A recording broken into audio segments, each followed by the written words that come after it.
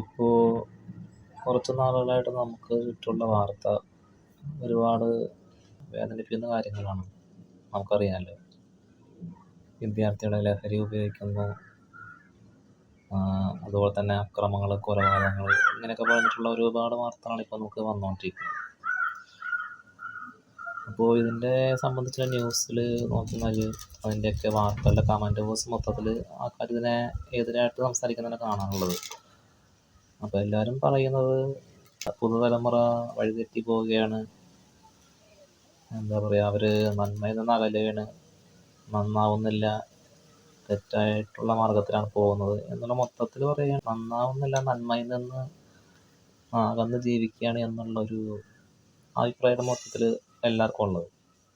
പക്ഷേ ഇങ്ങനെ അഭിപ്രായം പറയുമ്പോൾ നമ്മൾ ചിന്തിക്കാത്ത ഒരു വശമുണ്ട്. അതായത് ഈ വക പ്രശ്നങ്ങളിലൊന്നും പോവാതെ തന്നെ, ലഹരിയുടെ പിന്നാലെ പോവാതെ, മറ്റു പ്രശ്നങ്ങളൊന്നും പോവാതെ ഇരിക്കുന്ന ആൺകുട്ടികളും പെൺകുട്ടികളും ഒരുപാട് നമുക്ക് ചുറ്റും ഉണ്ട്. പക്ഷെ ഇങ്ങനെയുള്ള ഈ ആൾക്കാരോടുള്ള സമൂഹത്തിൻ്റെ നിലപാട് അത് എങ്ങനെയായിരുന്നു അല്ലെങ്കിൽ എങ്ങനെയാണ് എന്ന് എത്ര പേർ ചിന്തിച്ചിട്ടുണ്ട് എന്ന് അറിയില്ല. അതായത് ഇപ്പോൾ നല്ല വഴിക്ക് പോകുന്നില്ല എന്ന് പറഞ്ഞിട്ടാണ് ഇപ്പോൾ എല്ലാവരും ഒരുപാട് വിഷമിക്കുന്നത്, കുറ്റം പറയുന്നത്.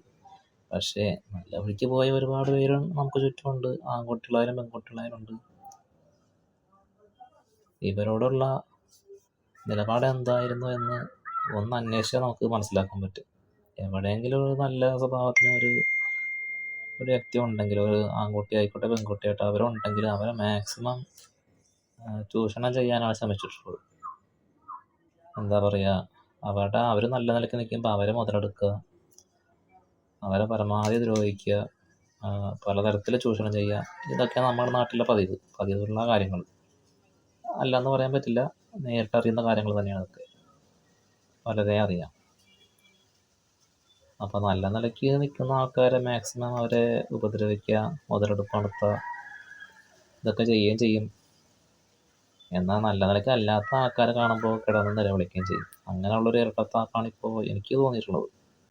വിദ്യാർത്ഥികൾ നല്ല വഴിക്ക് പോകുന്നില്ല, അവർ നന്മയുടെ വഴിക്ക് പോകുന്നില്ല, അവർ മോശമായി പോയി എന്ന് പരാതി പറയുമ്പോൾ, അതേസമയം ഓൾറെഡി നല്ല നിലയ്ക്ക് നിൽക്കുന്ന, വല്ല തരക്കേടിലും നിൽക്കുന്ന ആൾക്കാരോട് എങ്ങനെയാണ് എന്ന് സ്വയം ഒന്ന് ചോദിച്ച് നോക്കേണ്ടതാണ്. അതൊക്കെ ഇടയ്ക്കൊന്ന് എല്ലാവരും ഒന്ന് അന്വേഷിക്കേണ്ട കാര്യമാണ്. എവിടെയെങ്കിലും വലിയ കുഴപ്പമില്ലാത്ത സ്വഭാവത്തിലൊരു വ്യക്തിനെ കണ്ടാൽ സമൂഹം അവരെ മനസ്സിലാക്കുന്നത്, ഞാൻ എല്ലാവരെയും എന്ന് പറയുന്നില്ല എങ്കിലും ഒരു ഭൂരിഭാഗം ആൾക്കാരും മനസ്സിലാക്കിയിട്ടുള്ളത് അവരോട് എന്തുമാകാം അല്ലെങ്കിൽ അവളോട് എന്തുമാകാം, ഏത് രീതിയിൽ വേണമെങ്കിലും അവരെ ചൂഷണം ചെയ്യാം, അവർക്ക് കയ്യൂക്കില്ലല്ലോ, മറ്റുള്ളവരെ പോലെ പേടിക്കേണ്ട കാര്യമില്ല, അവനല്ലേ കുഴപ്പമില്ല, അല്ലെങ്കിൽ അവളല്ലേ കുഴപ്പമില്ല, അങ്ങനെ കാണുന്ന ഒരുപാട് ആൾക്കാരുണ്ട് നമുക്ക് ചുറ്റും. അപ്പോൾ അങ്ങനെയാണ് ഈ ആൾക്കാരും മനസ്സിലാക്കിയിട്ടുള്ളത്.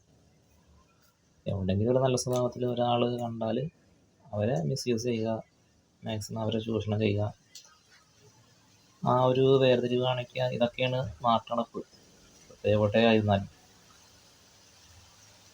അപ്പോൾ ഇതേ ആൾക്കാർ തന്നെയാണ് അവസാനം വിദ്യാർത്ഥികളെ കുറച്ച് മോശമായ രീതിയിൽ പോയി, ഡ്രഗ്സിൻ്റെ ഉപയോഗം നല്ലോണം ഉണ്ട് എന്നൊക്കെ പറഞ്ഞിട്ട് അവർ നന്നാവുന്നില്ല എന്ന് പറഞ്ഞിട്ട് വിഷമിക്കുന്നത്.